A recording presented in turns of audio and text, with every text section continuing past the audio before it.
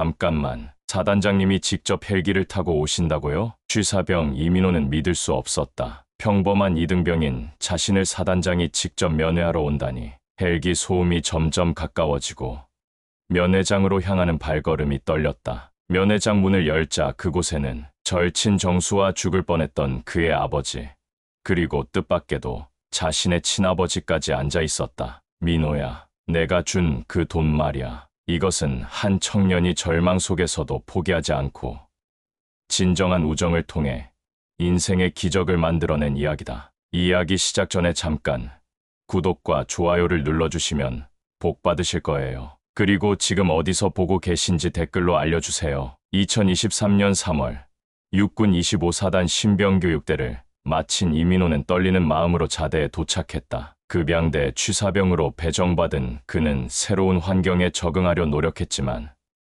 마음 한편으로는 지난 시절이 자꾸만 떠올랐다. 민호의 인생이 처음 무너진 건 중학교 3학년 때였다. 이혼한다. 아버지의 차가운 한마디에 집안은 순식간에 폐허가 되었다. 어머니는 다른 남자와 떠났고 아버지는 술에 취해 집에 들어오지 않는 날이 많아졌다. 처음엔 아버지와 함께 살 수 있을 거라 생각했다. 하지만 현실은 달랐다. 아버지는 점점 더 술에 의존했고 집안일은 모두 민호의 몫이 되었다. 아버지, 밥 드세요. 시끄러워. 네가 뭘 안다고. 술 취한 아버지는 종종 화를 냈다. 민호는 그런 아버지가 무서웠지만 그래도 혼자가 되는 건 더 무서웠다. 그런데 고등학교 입학을 앞둔 어느 날 아버지가 갑자기 말했다. 민호야, 아버지가 지방으로 일하러 가야 할 것 같다. 그럼 저는요?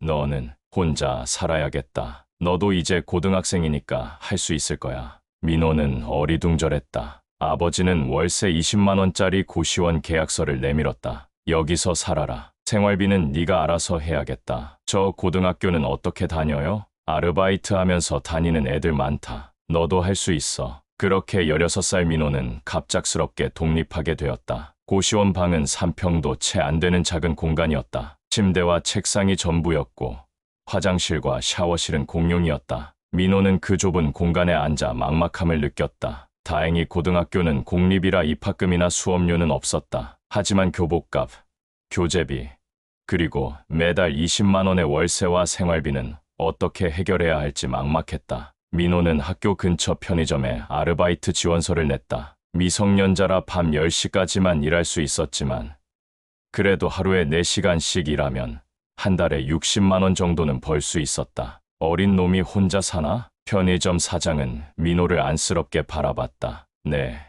아버지가 지방에 계세요.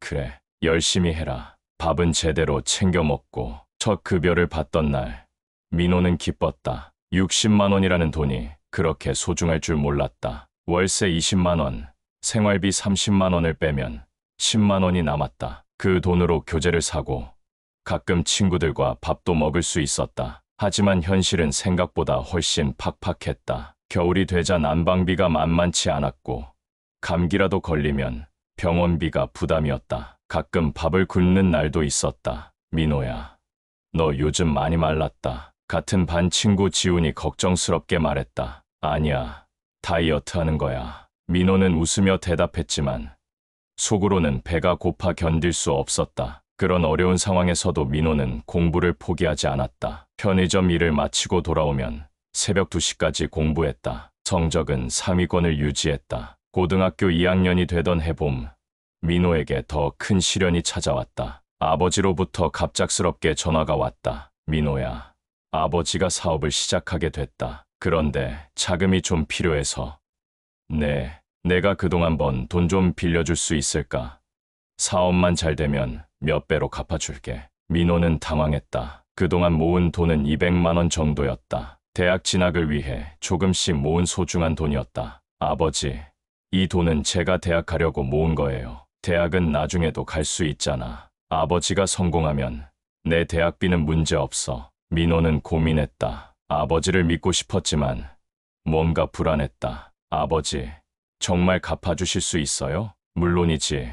아버지가 언제 거짓말했냐. 결국 민호는 아버지에게 200만 원을 송금했다. 하지만 그 후로 아버지의 연락은 뜸해졌다. 가끔 전화해도 사업이 좀 어려워서 시간이 좀 더 필요하다는 말만 반복했다. 3개월 후, 민호는 충격적인 사실을 알게 되었다. 민호야, 내 아버지 사업 이야기 들었는데 편의점 사장이 조심스럽게 말을 꺼냈다. 무슨 말씀이세요? 사업이 아니라 도박을 했다더라. 경마장에서 돈을 다 날렸다고. 민호는 믿을 수 없었다. 자신이 힘들게 번 돈으로 아버지가 도박을 했다니. 그날 밤 아버지에게 전화했다. 아버지, 사업 말고 도박하신 거 맞아요? 누가 그런 소리를. 사실대로 말씀해 주세요. 긴 침묵 후에 아버지가 말했다. 미안하다. 민호야, 아버지가 잘못했다. 그럼 제 돈은요? 200만 원은 언제 갚아주세요? 그게 지금 당장은 어렵고. 민호는 전화를 끊었다. 배신감과 절망감이 몰려왔다. 그 후로 아버지의 연락은 완전히 끊어졌다. 민호는 다시 홀로 서야 했다. 더 큰 문제는 대학 진학이었다. 3학년이 되자 주변 친구들은 모두 입시 준비에 한창이었다. 학원을 다니고 대학 입학 설명회에 참석하고 부모님과 함께 진로 상담을 받았다. 민호도 대학에 가고 싶었다. 하지만 현실적으로 불가능해 보였다. 입학금, 등록금, 생활비까지 생각하면 최소 몇 천만 원이 필요했다. 민호야, 너는 어느 대학 지원할 거야? 친구들이 물어볼 때마다 민호는 애매하게 웃으며 넘겼다. 아직 생각 중이야. 하지만 속으로는 절망감이 컸다. 성적은 좋았지만 돈이 없어서 대학을 포기해야 하는 현실이 억울했다. 고3 여름, 민호는 결국 편의점 사장에게 털어놓았다. 사장님, 저 대학 못 갈 것 같아요. 왜? 성적도 좋은데 돈이 없어요. 아버지가 제가 모은 돈을 가져가서. 편의점 사장은 한숨을 쉬었다. 안 됐구나. 그래도 포기하지 마라. 방법이 있을 거야. 어떤 방법이요? 재수라는 게 있잖아. 고등학교 졸업하고 돈 벌면서 재수 준비해서 나중에 대학 가는 거야. 그 말을 듣고 민호는 새로운 희망을 품었다. 당장은 힘들어도 언젠가는 꿈을 이룰 수 있을 거라 생각했다. 고등학교를 졸업한 민호는 본격적으로 돈벌이에 나섰다. 편의점 아르바이트만으로는 부족했다. 더 많은 돈을 벌기 위해 건설 현장 일용직도 시작했다. 새벽 5시에 일어나 건설 현장으로 갔다. 하루 일당이 8만 원이었다. 체력적으로 힘들었지만 편의점보다 돈이 훨씬 많이 됐다. 어린 놈이 왜 이런 일을 하냐. 현장 아저씨들이 신기해했다. 돈 벌어서 대학 가려고요. 대견하구나. 그런데 이 일은 아무나 할 수 있는 게 아니야. 몸이 안 따라주면 크게 다친다. 민호는 안전에 특히 신경 썼다. 다치면 일을 못하게 되고 그러면 돈을 못 벌기 때문이었다. 처음 몇 주는 정말 힘들었다. 온몸이 쑤시고 아팠다. 손에는 물집이 잡혔고 어깨와 허리는 끊임없이 아팠다. 하지만 점차 체력이 붙으면서 적응해갔다. 그리고 무엇보다 통장 잔고가 늘어나는 게 기뻤다. 월 200만 원 정도 벌었다. 생활비를 빼면 150만 원 정도 저축할 수 있었다. 1년이면 1,800만 원, 2년이면 3,600만 원이었다. 대학 4년 등록금과 생활비로는 충분한 돈이었다. 하지만 현실은 계획대로 되지 않았다. 겨울이 되자 건설 현장 일이 줄어들었다. 날씨가 추워서 공사를 중단하는 곳이 많았다. 민호는 다른 일을 찾아야 했다. 마트에서 새벽 배송 일을 시작했다. 새벽 4시부터 10시까지 각 가정집에 우유와 신문을 배달하는 일이었다. 하루 5만 원, 한 달에 150만 원 정도 벌 수 있었다. 추운 겨울, 오토바이를 타고 배달하는 일은 정말 힘들었다. 손이 꽁꽁 얼어서 감각이 없을 때도 많았다. 민호야, 괜찮아? 같이 배달하는 형이 걱정해줬다. 네, 괜찮아요. 어린 나이에 고생이 많다. 뭐 때문에 이런 일을 해? 대학 가려고요.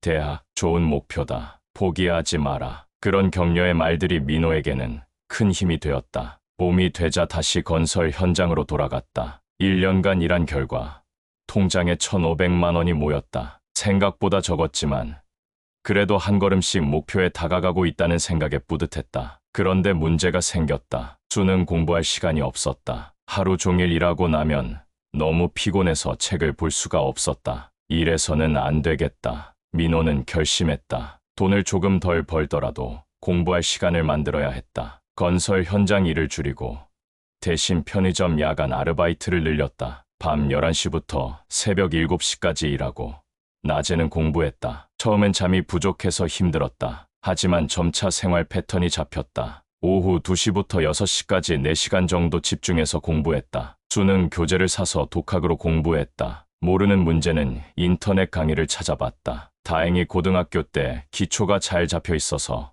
혼자 공부하는데 큰 어려움은 없었다. 하지만 가끔 너무 외롭고 힘들 때가 있었다. 동갑내기 친구들은 모두 대학에 다니고 있는데 자신만 혼자 이런 생활을 하고 있다는 생각이 들 때였다. 나는 언제까지 이렇게 살아야 하지? 그런 생각이 들 때마다 민호는 자신을 다독였다. 조금만 더 참자. 목표가 있잖아. 2년째 되던 해 통장 잔고는 3천만 원이 되었다. 대학 4년을 다니기에는 여전히 부족했지만 일단 시작할 수는 있는 금액이었다. 민호는 대학 입시 준비를 시작했다. 야간대학과 방송통신대학을 알아봤다. 낮에 일하면서도 다닐 수 있는 곳들이었다. 또한 수시 전형도 알아봤다. 고등학교 내신 성적이 좋았던 것이 도움이 될 것 같았다. 그해 가을, 민호의 인생의 변화가 찾아왔다. 새벽 배달 중이던 민호는 한 아파트 앞에서 낯익은 얼굴과 마주쳤다. 민호야, 너 이민호 맞지? 정수야. 중학교 때 같은 반이었던 김정수였다. 정수는 명문대 컴퓨터공학과에 다니고 있었고 이 아파트에서 자취를 하고 있었다. 요즘 뭐해? 어느 대학 다녀? 민호는 순간 부끄러워졌다. 배달복을 입고 오토바이를 타고 있는 자신의 모습이 초라해 보였다. 나는 일하고 있어. 일. 무슨 일?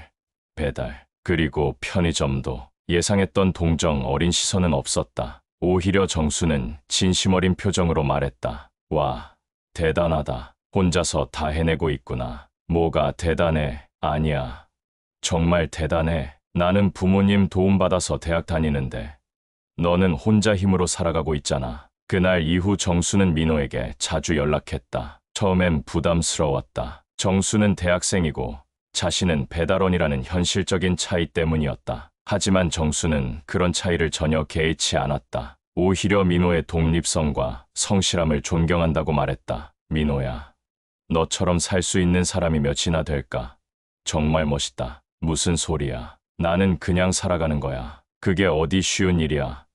나는 혼자서는 한 달도 못 살 것 같은데. 정수와의 만남이 잦아지면서 민호의 마음에도 변화가 생겼다. 오랫동안 혼자 지내면서 잊고 있던 우정의 소중함을 다시 느꼈다. 정수는 대학에서 배운 컴퓨터 기술을 민호에게 가르쳐 주기도 했다. 요즘은 온라인으로 돈 버는 방법도 많아. 너도 한번 배워보는 게 어때? 나는 그런 거 잘 모르는데 천천히 배우면 돼. 내가 도와줄게. 정수 덕분에 민호는 간단한 홈페이지, 제작이나 데이터 입력 같은 온라인 아르바이트도 하게 되었다. 수입이 조금이나마 늘어났다. 정수와 함께 보내는 시간들은 민호에게 큰 위안이 되었다. 혼자 버텨왔던 지난 시간들이 그렇게 외롭지만은 않았다는 걸 깨달았다. 하지만 그런 평온한 시간도 오래가지 못했다. 어느 날 정수로부터 충격적인 소식을 들었다. 민호야, 우리 아버지가 췌장암 진단을 받으셨어. 정수의 목소리가 떨리고 있었다. 민호는 가슴이 철렁했다. 정수 아버지는 몇 번 뵌 적이 있었는데 항상 따뜻하게 대해주셨던 분이었다. 많이 심각해? 의사가 수술을 빨리 해야 한다고 해. 그런데 성공률이 높지 않대. 정수의 목소리에 절망감이 묻어 있었다. 수술비는 얼마나 들어? 6천만 원. 그런데 우리 집 사정이 좀. 민호는 정수 가족의 사정을 어느 정도 알고 있었다. 겉보기와 달리 경제적으로 여유롭지 않다는 것을. 정수의 아버지는 작은 회사를 운영했지만 최근 몇 년간 사업이 어려워져서 빚이 많았다. 정수의 대학 등록금도 대출을 받아서 내고 있는 상황이었다. 보험은 암 진단 전에 가입한 보험이 별로 없어서 2천만 원 정도밖에 안 나와. 그럼 4천만 원이 더 필요하구나. 그런데 우리 집에서 그 돈을 마련하기가. 정수는 말을 잇지 못했다. 민호도 마음이 무거웠다. 4천만 원이라는 돈은 자신에게도 쉽지 않은 금액이었다. 며칠 후 민호는 정수의 집을 찾아갔다. 정수의 아버지는 병원에 입원해 계셨고 어머니는 간병하느라 지쳐 보이셨다. 아줌마, 안녕하세요. 민호구나. 우리 정수가 늘 네 이야기를 해서 잘 알고 있어. 아저씨는 어떠세요? 걱정이 많아. 수술을 해야 하는데 돈이. 정수의 어머니는 말을 잇지 못하고 눈물을 흘렸다. 그날 밤 민호는 잠들 수 없었다. 정수 가족의 어려운 상황이 마음에 걸렸다. 특히 정수가 혼자 그 무거운 짐을 지려고 하는 모습이 안타까웠다. 민호는 며칠 동안 고민했다. 통장 잔액을 확인했다. 3,200만 원. 이 돈은 자신의 미래를 위해 모은 것이었다. 대학 등록금, 생활비, 그리고 나중에 독립할 때 필요한 종자돈이었다. 몇 년간 새벽부터 밤까지 일하며 하루하루 모은 소중한 돈이었다. 하지만 정수 아버지가 수술을 못 받으신다면, 정수가 평생 그 죄책감을 안고 살아간다면, 민호는 정수에게 전화했다. 정수야, 내일 만날 수 있어? 응. 왜? 중요한 얘기가 있어. 다음 날 카페에서 만난 정수는 며칠 사이에 많이 야위어 있었다. 눈 밑에는 다크서클이 짙게 깔려 있었고 평소의 밝은 모습은 찾아볼 수 없었다. 아버지 상태는 어때? 악화되고 있어. 빨리 수술해야 하는데. 돈이 문제야. 민호는 주머니에서 통장을 꺼냈다. 이거 받아. 뭐야? 3천만 원 있어. 일단 이거라도 써. 정수는 통장을 보더니 벌떡 일어났다. 야, 미쳤어. 이게 뭐 하는 짓이야? 조용히 해. 사람들이 봐. 이 돈 내가 몇 년 동안 모은 거잖아. 절대 안 받아. 정수는 통장을 민호에게 다시 밀어줬다. 하지만 민호는 받지 않았다. 정수야, 나한테는 시간이 있어. 하지만 너한테는 시간이 없잖아. 그게 무슨. 나는 내년에 대학 가도 되고 내후년에 가도 돼. 하지만 아저씨는 지금 수술 안 받으면 안 되잖아. 정수의 눈에 눈물이 고였다. 민호야, 이걸 어떻게 받아? 너도 힘들게 번 돈인데 받아야 해. 내가 주는 게 아니라 빌려주는 거야. 언제 갚을 수 있을지도 모르는데 천천히 갚으면 돼. 내가 취업하고 여유 생기면 그때 갚아도 돼. 정수는 한참 동안 울었다. 민호도 마음이 아팠다. 하지만 이것이 옳은 선택이라고 생각했다. 정수야, 우리가 친구잖아. 친구가 어려울 때 도와주는 게 당연한 거 아니야? 그날 저녁, 정수 아버지는 수술을 받을 수 있게 되었다. 민호의 3천만 원과 보험금 2천만 원, 그리고 정수 가족이 급하게 마련한 1천만 원으로 6천만 원을 모을 수 있었다. 수술은 8시간이나 걸렸다. 민호는 정수와 함께 수술실 앞에서 기다렸다. 민호야, 정말 고마워. 뭐라고 감사 인사를 해야 할지. 됐어. 그런 말 하지 마. 아니야. 해야 해. 내가 아니었으면 우리 아버지는. 정수는 말을 잇지 못했다. 다행히 수술은 성공했다. 의사가 나와서 다행히 암세포를 모두 제거했다고 말했을 때 정수와 민호는 서로 껴안고 울었다. 수술 후 한 달이 지났다. 정수 아버지는 순조롭게 회복되고 계셨다. 민호는 다시 원래 생활로 돌아갔다. 통장 잔고는 거의 바닥났지만 마음은 오히려 편했다. 그런데 뜻밖의 일이 일어났다. 오랫동안 연락이 끊어졌던 아버지로부터 전화가 온 것이다. 민호야, 아버지? 응, 아버지다. 요즘 어떻게 지내냐? 그냥 일하면서 지내요. 그래, 아버지가 보고 싶다. 만날 수 있을까? 민호는 망설였다. 아버지에 대한 원망이 아직 남아있었다. 하지만 거절할 수도 없었다.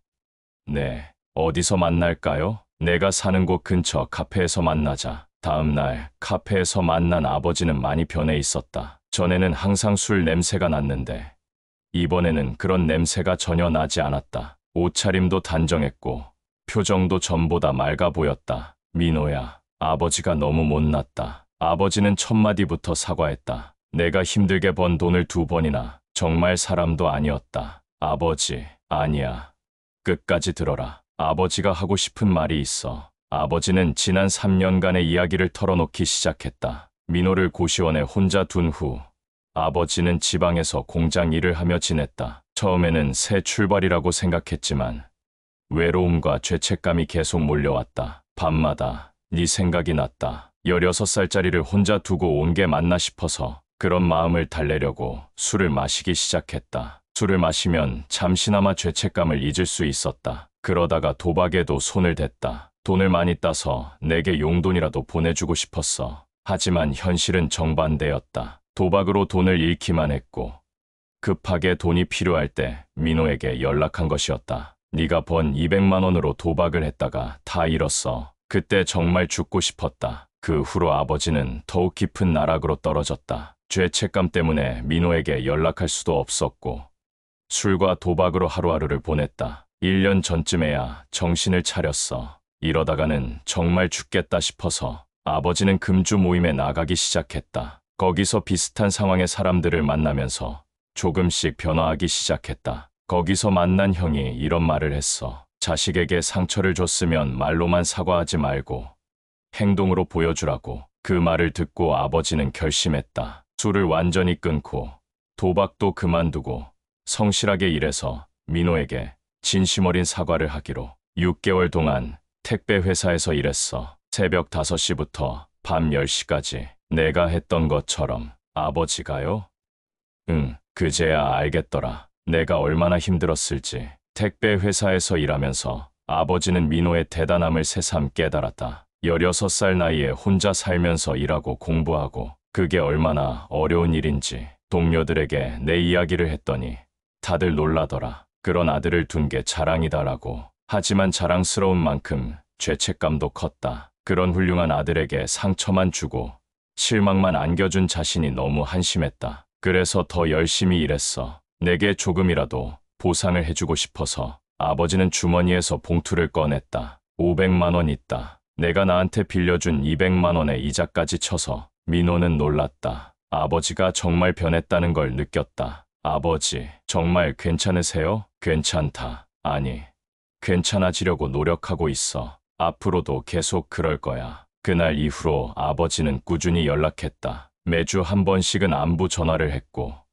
한 달에 한 번은 만나서 식사를 했다. 처음에는 어색했지만 점점 아버지다운 모습을 보이기 시작했다. 요즘 어떻게 지내냐? 그냥 일하고 있어요. 몸은 괜찮고 밥은 제대로 챙겨 먹고. 오랫동안 듣지 못했던 아버지의 관심이었다. 민호는 서서히 마음을 열기 시작했다. 아버지도 변화를 지속했다. 술을 완전히 끊었고 택배 일도 성실하게 했다. 회사에서도 인정받아서 정규직으로 전환되었다. 민호야, 아버지가 이제 좀 안정됐다. 내가 원한다면 같이 살아도 돼. 아직은 괜찮아요. 혼자 사는 게 익숙해졌어요. 그래, 내가 원할 때 언제든 말해라. 아버지는 강요하지 않았다. 민호의 선택을 존중해 주었다. 민호가 20살이 되던 해 군대 문제를 고민해야 했다. 대학을 먼저 갈지 군대를 먼저 갈지 정수와 상의했다. 나는 군대를 먼저 다녀오는 게 좋을 것 같아. 왜? 지금 대학 가면 돈 때문에 힘들 것 같아. 군대 다녀와서 돈 좀 더 모으고 나서 가는 게 나을 것 같아. 그것도 좋은 생각이다. 군대에서 기술도 배울 수 있고. 민호는 입대를 결정했다. 아버지에게도 말했다. 아버지, 저 군대 가려고요.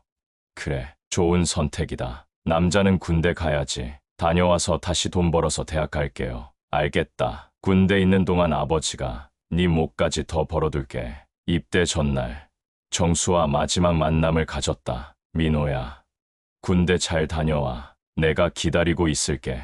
너도 대학 열심히 다녀. 졸업할 때쯤 나도 전역할 거야. 그때 되면 우리 같이 창업이라도 해보자. 좋은 생각이다. 정수 아버지도 완전히 회복되어서 배웅을 나와주셨다. 민호야, 정말 고마웠다. 네 덕분에 내가 살았다. 아저씨, 건강하세요. 너도 군대에서 건강하게 잘 지내고 우리 정수가 늘 기다리고 있을 거야. 아버지도 훈련소까지 배웅을 나왔다. 민호야, 아버지가 정말 자랑스럽다. 아버지도 건강하세요.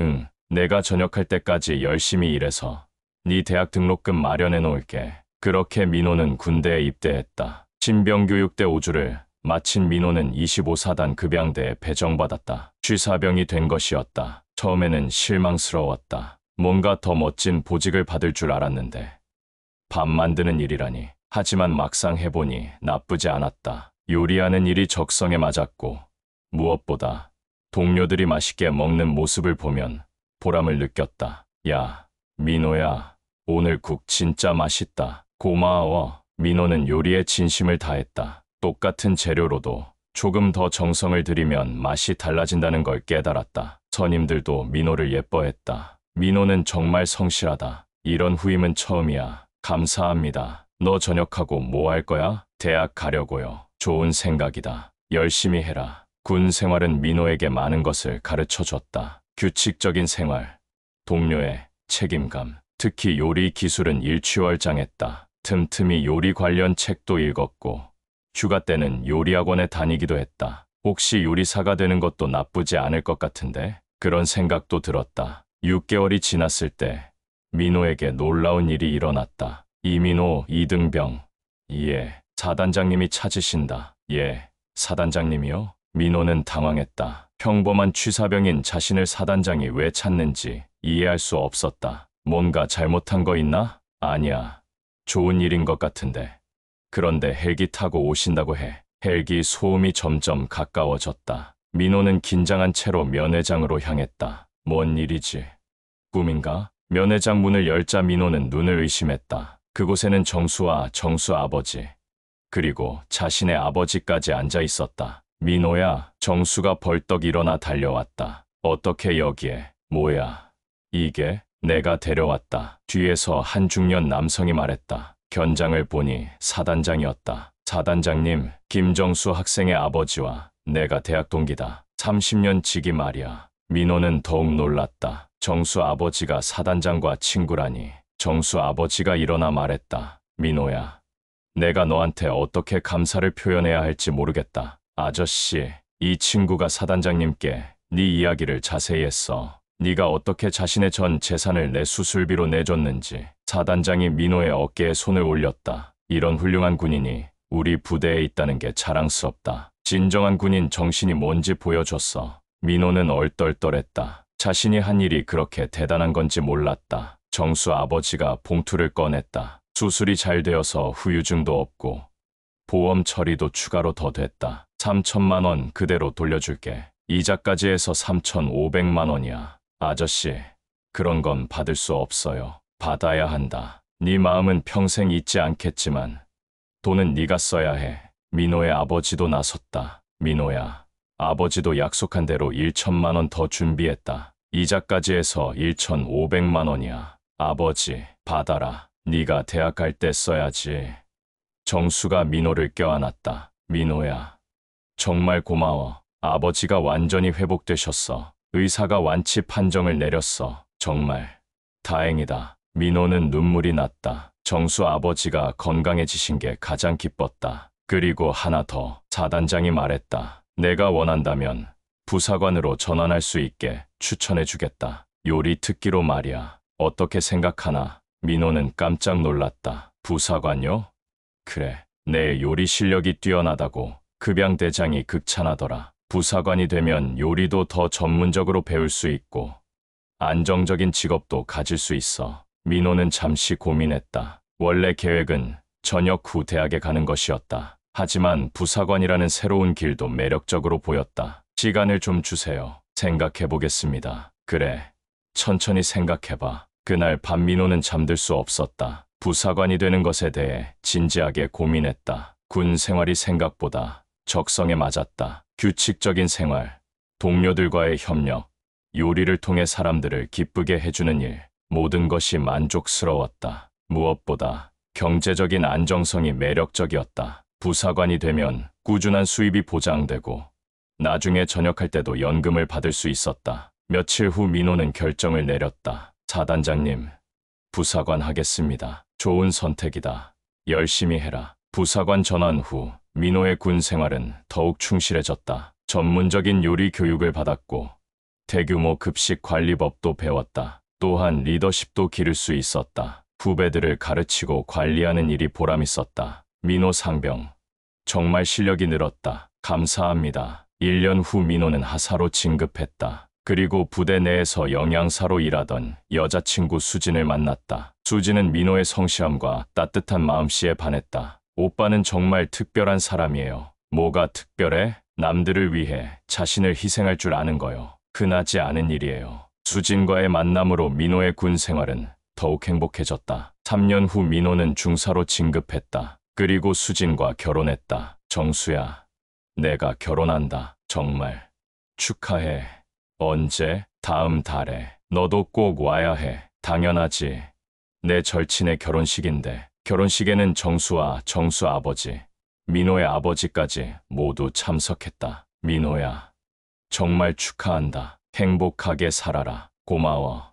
정수야, 우리 우정은 영원할 거야. 당연하지. 샵샵샵 11부 현재와 미래 6분. 현재 민호는 상사가 되어 급양대장으로 일하고 있다. 후배들을 가르치고 부대 전체의 급식을 책임지는 중요한 역할을 맡고 있다. 수진과는 두 아이의 부모가 되었다. 첫째 아들 지훈이와 둘째 딸 소민이. 아빠, 오늘 뭐 해줄 거야? 아빠가 특별한 요리 해줄게. 민호는 집에서도 가족들을 위해 정성스럽게 요리를 해준다. 군대에서 배운 기술로 집에서도 맛있는 음식을 만든다. 정수는 대학을 졸업한 후 IT 회사에서 개발자로 일하고 있다. 여전히 민호와 자주 만나며 우정을 이어가고 있다. 민호야, 네 덕분에 우리 아버지가 건강하게 손자들까지 보고 계셔. 그게 가장 기뻐. 정수 아버지는 완전히 회복되어 정수의 아이들과 민호의 아이들까지 할아버지 역할을 해주고 계신다. 민호의 아버지도 완전히 변했다. 지금은 택배 회사에서 팀장으로 일하며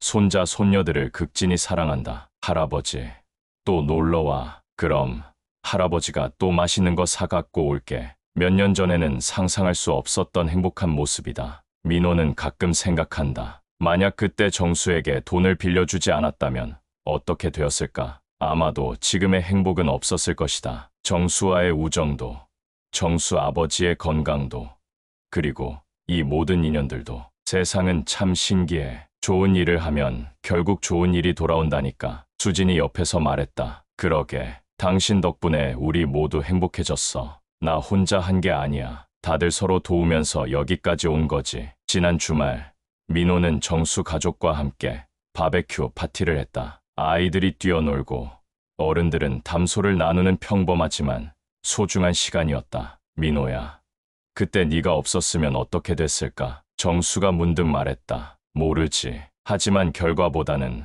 과정이 중요했던 것 같아. 무슨 뜻이야?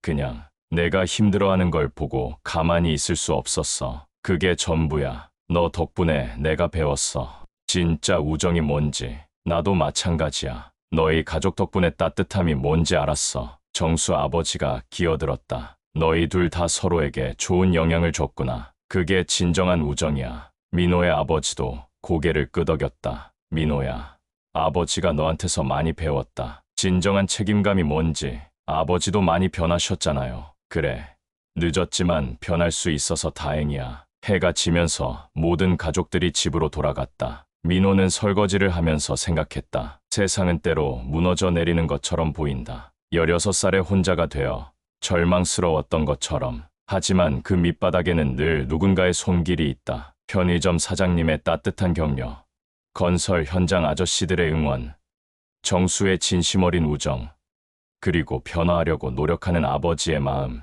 작지만 따뜻한 마음들이 서로를 받쳐주고 있다. 민호가 정수에게 내민 손길이 결국 더 큰 행복으로 되돌아온 것처럼 진정한 우정은 계산하지 않는다. 손해와 이익을 따지지 않는다. 그냥 상대방이 행복했으면 하는 마음, 그것만으로도 충분하다. 지금 이 순간에도 어디선가 누군가는 혼자 버티고 있을 것이다. 16살의 민호처럼. 하지만 포기하지 말았으면 좋겠다. 세상에는 분명 당신을 이해해줄 사람이 있다. 당신의 손길을 기다리는 사람도 있고 당신에게 손길을 내밀 사람도 있다. 우리는 혼자가 아니다. 그것을 기억했으면 좋겠다. 때로는 주는 것이 받는 것보다 더 큰 행복을 가져다 준다. 민호가 그랬던 것처럼.